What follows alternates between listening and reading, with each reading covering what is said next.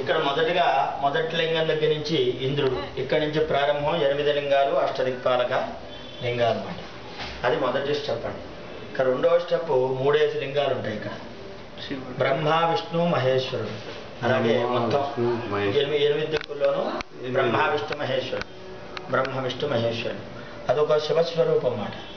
అవి కూడా మొత్తం ఇదంతా శివస్వరూపమే. బ్రహ్మ, విష్ణు, మహేశ్వరుడు. ఇది రెండవ స్టెప్.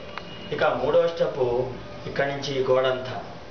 ఇవి 27 చొప్పున 4 27 108 అయ్యా.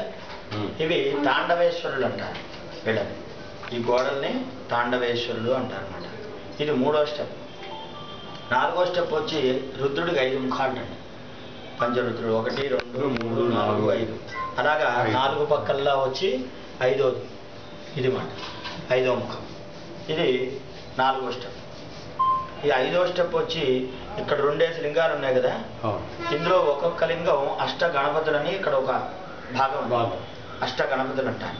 అలా 8 లింగాలు, 4 వైపులా 8 లింగాలు. ఇది 5వ స్టెప్. 6వ స్టెప్ వచ్చి అష్టమూర్తులు. మళ్ళీ అవే పక్క పక్కనే ఉంటాయి లింగాలు, వాటిని అష్టమూర్తులు అంటారు. ఇది 6వ స్టెప్.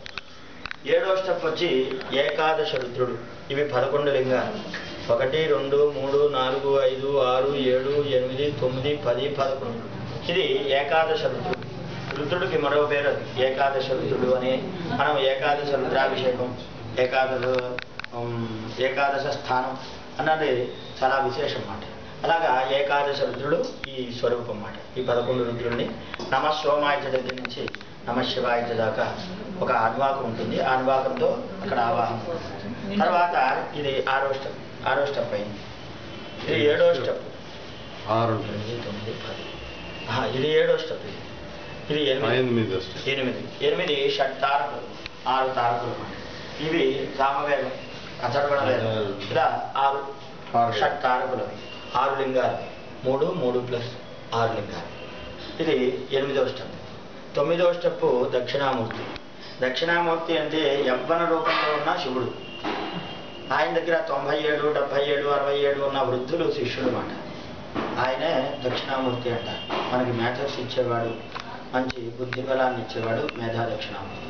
ఆయన అనుష్ఠానం చేస్తే అంటే మన వాక్ శుద్ధి, తర్వాత ఏదైనా ప్రశ్న వేస్తే దానికి త్వరితంగా జవాబు వెంటనే వస్తుంది మాట. ఆయన అనుగ్రహం ఉంటే దక్షిణామూర్తి. ఇక చండీశ్వరుడు. ఇది 9, ఇది 10. ఇది 10వ స్టెప్. 10వది చండీశ్వరుడు అనగా పరమేశ్వరుడి గురించి విపరీతంగా తపస్సు చేశాడు. తపస్సు చేయగా ఆయన ప్రత్యక్షమయ్యాడు పరమశివుడు. అయ్యే నీకు ఏం కావాలయ్యా కొడుకు అన్నమాట.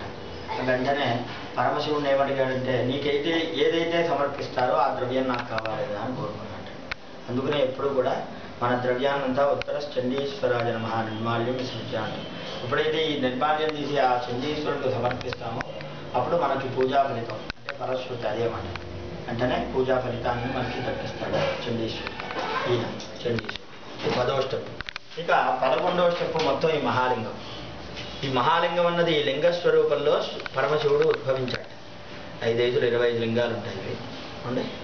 ఈ పరమశివుడు ఉద్భవి లింగాకారంలో రావడంలో వెంటనే పార్వతీదేవి ఏం చేస్తుంది మరి, ఒక్కరికి కూర్చున్నావిడ వెంటనే ఆయనకి ఆధారాన్ని ఇచ్చారు. అందుకనే మగాడికి ఆధారం ఆడదన్నమాట.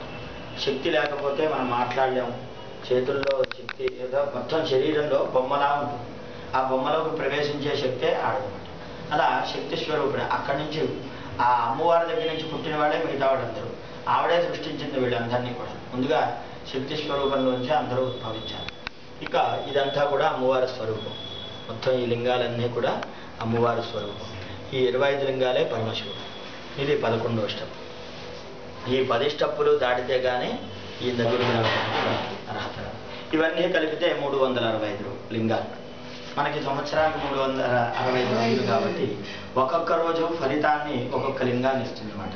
అలా 365 లింగాలు అర్చన చేసిన ఫలితం, ఈ ఒక్క రోజులో చేసే ఫలితం మనకి సంవత్సర ఫలితాన్ని ఆ పరమశివుడు అందజేస్తాడు. అందుకనే ఈ ఉమా మహాలింగార్చన చేసుకునే విధానం ఇది మాట. హర నమ పార్వతీపతయే హర హర మహాదేవ హర భోలా శంకర భగవానుకి. ఇది మనం నిత్యం దేవదాచుకునే దేవతార్చన. అయ్యప్ప విగ్రహం, శివలింగం, శాలిగ్రహం.